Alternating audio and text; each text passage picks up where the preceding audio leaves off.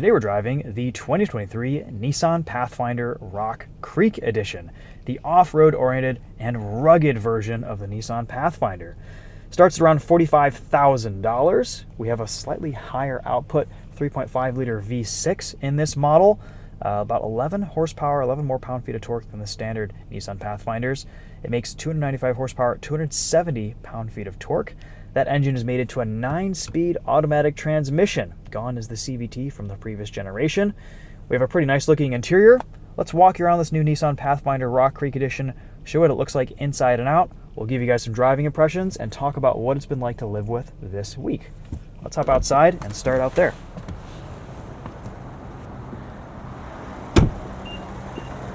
So, what's different with this Rock Creek Edition?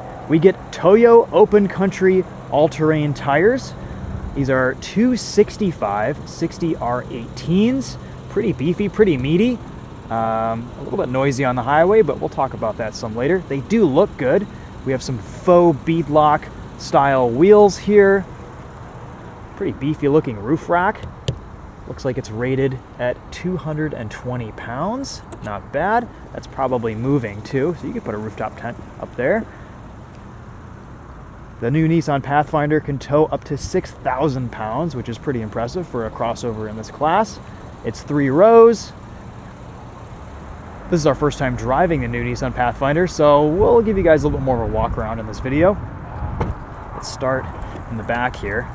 With all the seats folded down, there is just a ton of cargo space in the back of this. You get nice rugged trunk mats. Let's see what's underneath here. A little bit more storage under there. Since this is a unibody, not a body-on-frame SUV, you get a little bit more space in the interior. We don't get a full-size spare tire, but there is a compact spare under there if you need it. You get a decent amount of room behind the third row. Not a ton. Maybe even a little bit more than the Lexus GX, for example. Let's fold up this third row and see what type of space we get back here. No power tailgate in this version.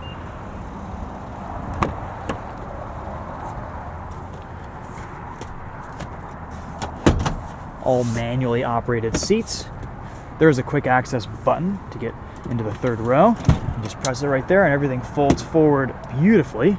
Really nice. And it should all kind of resume to where it was. You can push these second row seats forward a little bit and get some more legroom.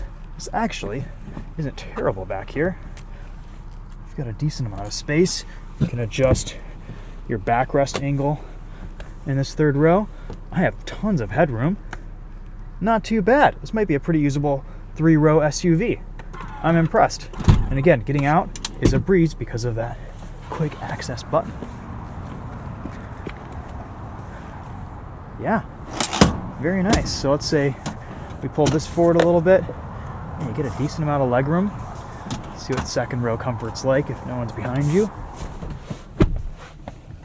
Lots of room back here. We get armrests, nice looking cup holders, a storage bin in the center, rear climate control. Always like that. And captain's chairs, as well as stadium seating. We can see slightly over the front seats. Of course, this has Nissan's zero gravity seats, which are so comfortable.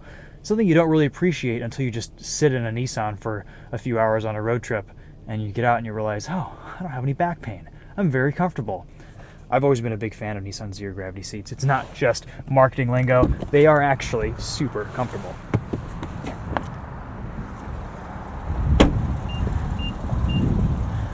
Looks pretty good to me, in my opinion. The only thing I don't love about the Rock Creek Edition is that it only has 7.7 inches of ground clearance. That's up from 7.1 inches of ground clearance with the standard Nissan Pathfinder, but as it sits, that's just not enough clearance to get through most off-road situations. You need at least 8.5, 9, 10 inches of ground clearance to get through some rugged scenarios, and these Toyo Open Countries might be a little bit overkill if you just can't get through some terrain. So as long as you're doing low clearance stuff, sand, mud, dirt, you'll be okay. But if you're going out and actually crawling, doing some rock crawling, you might tear up some bumpers or scuff up some plastic. Let's take a look under the hood at this 3.5 liter V6. Fuel economy is rated for 20 miles to the gallon in the city, 23 miles to the gallon on the highway. Nice looking 3.5 liter V6 in there, nice and low. Naturally aspirated, should be good and reliable.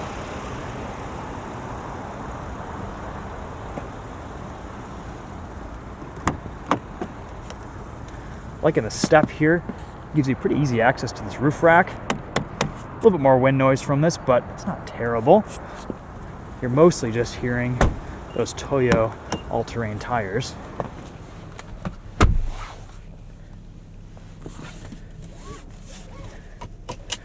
I really like what Nissan's doing with their interiors these days. Materials feel pretty good. I like the contrast stitching here. The leather feels nice, and ergonomically, it's about as good as it gets these days. You've got your drive mode selector down here, a bunch of different options: sport, eco, auto, snow, mud, rut, and sand. And you also get a camera that shows you some different areas around the car for specific off-roading scenarios.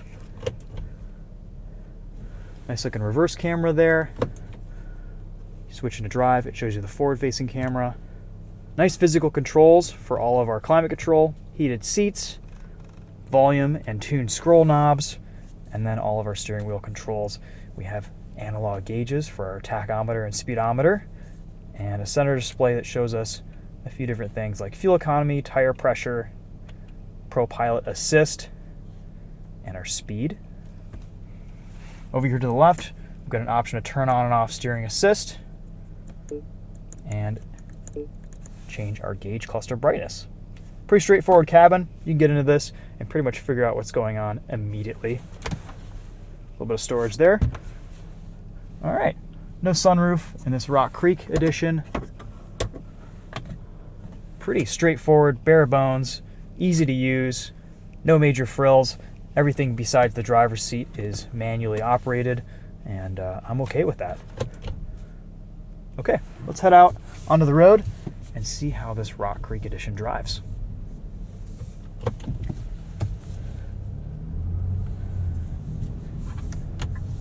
So this week, I've kind of gotten the feeling from this new Pathfinder is that it sort of splits the difference between a body-on-frame SUV and a unibody crossover. It feels a little bit more solid than some other crossovers out there, but it kind of has a rugged feel and pretty impressive towing capability like a body-on-frame SUV would.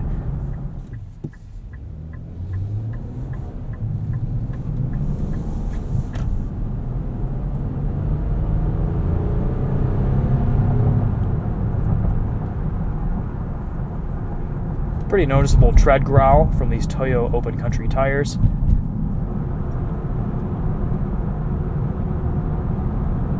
This 9-speed auto can make a few lazy shifts here and there. Sometimes it takes its time downshifting, but for the most part it suits the character of this Nissan Pathfinder.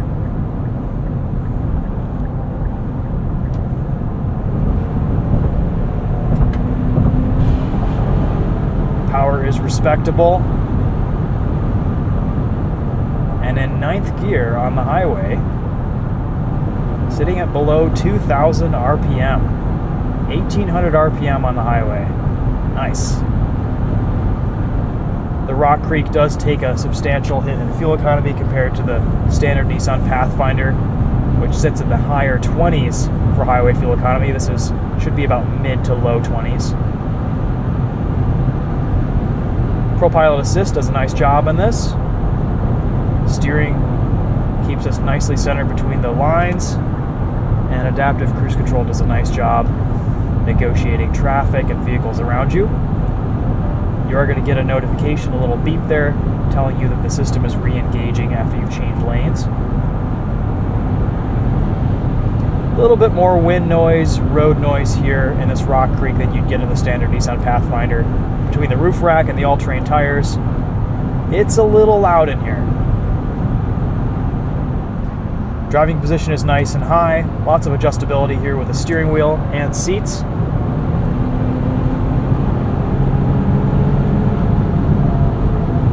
And that extra power from this 3.5 liter V6 is nice and welcome. This almost has a little bit of torque steer when you get into it.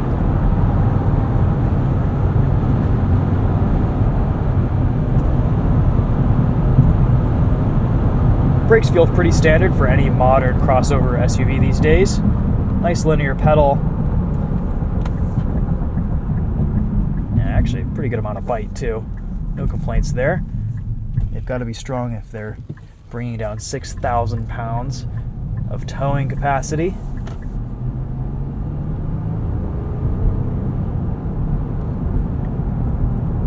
Love that Nissan finally switched to the 9-speed automatic. A much better transmission than the continuously variable transmission in the previous generation.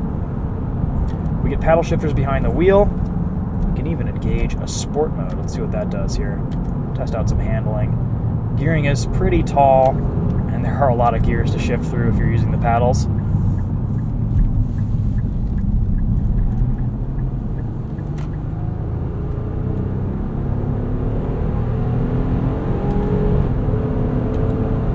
Oh yeah, that's great.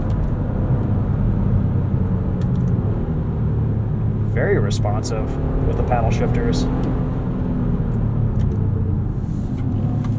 This might even be kind of fun on a back road. There's a little bit of throttle delay off the line.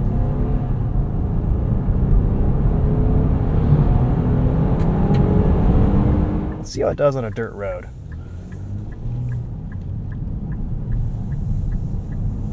Got some washboard here.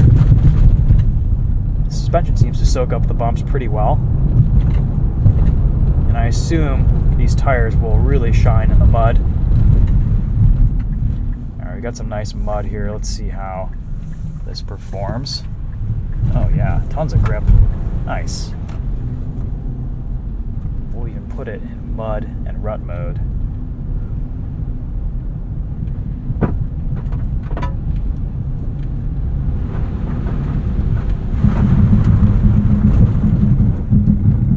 Yeah, feels great.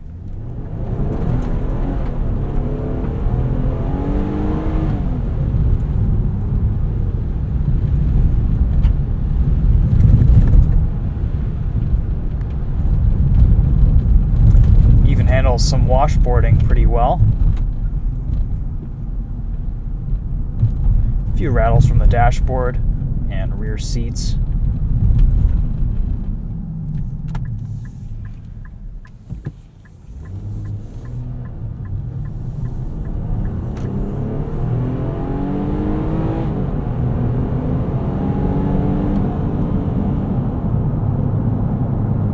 It is pretty quick. Give Nissan that much. These VQs do put their power down really well. I will say, if you're doing a lot of dirt road driving, this is a pretty ideal setup. You don't need a ton of ground clearance, and these tires will really hold up to a lot of abuse.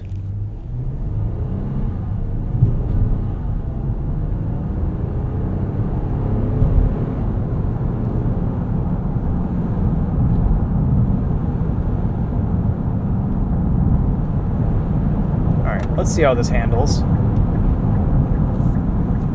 Go back into sport mode.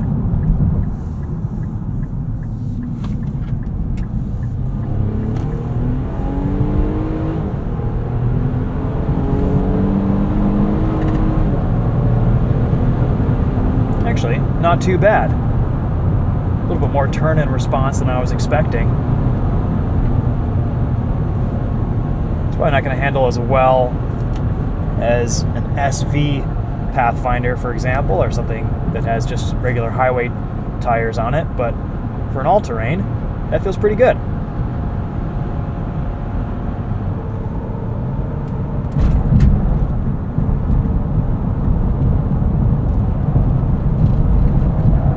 I don't know, it feels pretty good to me, honestly.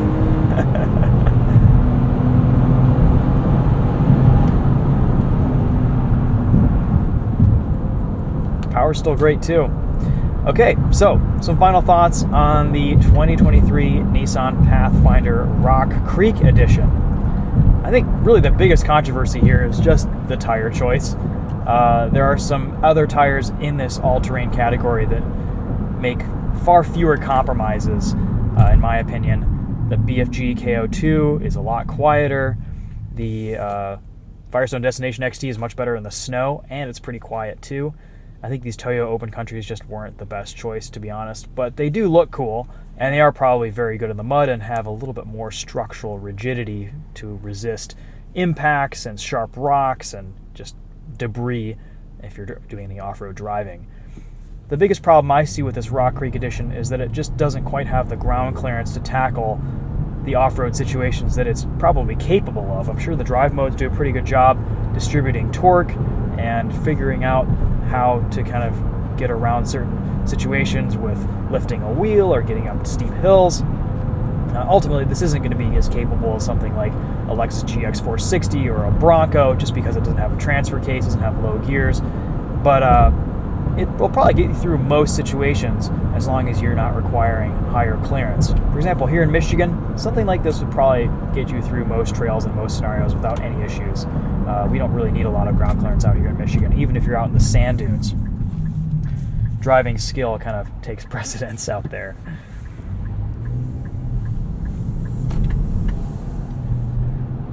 Otherwise, aside from those tires, I find this to be a pretty nice SUV. Pricing seems about right for something in this category and class. It's maybe a bit more of an appearance package than an actual functional off-road version, but I think it looks good. It achieves that pretty well. The roof rack is probably pretty well rated to handle a rooftop tent or any accessories you'd want to put up there. And if you're going to be doing any serious overlanding, you'll probably look at getting aftermarket suspension with a little bit more of a lift. But if you just want to look like you're doing some overlanding and have a decent driving SUV, albeit a little bit noisy of an SUV, this Pathfinder Rock Creek might be a pretty good option. I like the interior. It's easy to live with, easy to use. There's a ton of space in the back for people and stuff. That third row is pretty compelling, actually. One thing we haven't done is test out the sound system.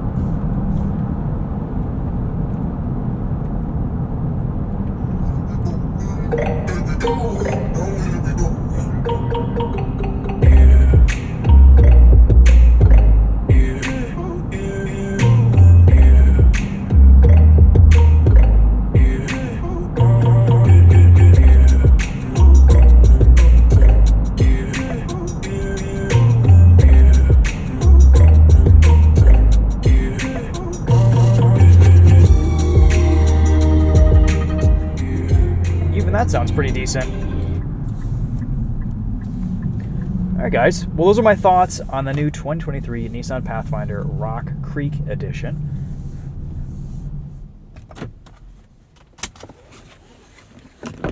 Alright guys, that'll be it for this one. Thanks for watching. Let me know if you have any questions in the comments. We'll see you guys in the next video. Take care. Oh yeah, it will automatically lock when you walk away from it, and unlock when you walk towards it. That's probably a setting in the menus, but it's been kind of neat this week. Looks even better with some mud slung up the side.